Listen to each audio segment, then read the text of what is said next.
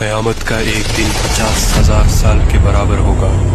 انتظار کرتے کرتے پریشان ہو جائیں گے اور پناہ مانگیں گے کہ کب سوال و جواب شروع ہوگا۔ ایک لمبے انتظار کے بعد اللہ کا حکم جاری ہوگا۔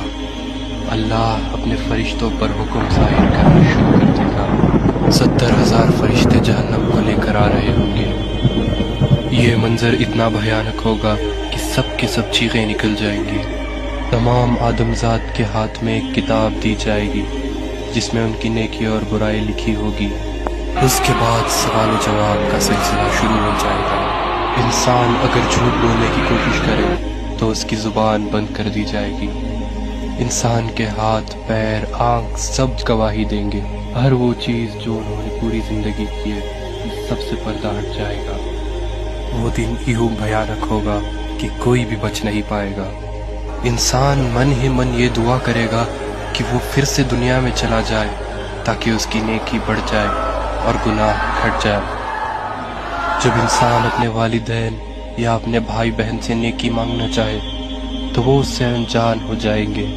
اس سوال و جواب کے سلسلے میں اللہ انسان سے کہے گا کہ پہلے کتاب کا پنہ پڑھو۔ اللہ اگر اس سے راضی ہو گیا تو اس کتاب میں سے سارے گناہ معاف ہو جائیں گے۔ روز محشر میں ایک ترازو ہوگا جس میں فرشتے انسان کی نیکیاں اور گناہ لکھیں گے۔ کچھ انسانوں کا گناہ یوں ہوگا کہ ایک پہاڑ کے برابر، کچھ انسانوں کی نیکیاں یوں ہوں گی کہ صرف ایک کنکر کے برابر۔ اللہ انسان کے اندر کا ایمان دیکھے گا۔ اگر انسان اپنی پوری زندگی میں یہ مانتا تھا کہ اللہ ایک ہے اور اس کے سوا کوئی معبود نہیں تو اس کی رحمت اس پر برس جائے گی۔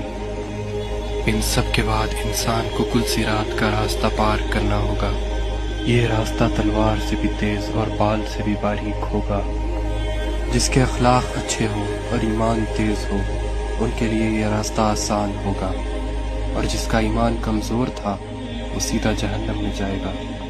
کل صراط پار کرنے کے بعد اللہ کا حکم ہوگا کہ لوگوں میری جنت میں داخل ہو جاؤ، ایک خوبصورت جنت جہاں پر دودھ کی ندیاں بہہ رہی ہے۔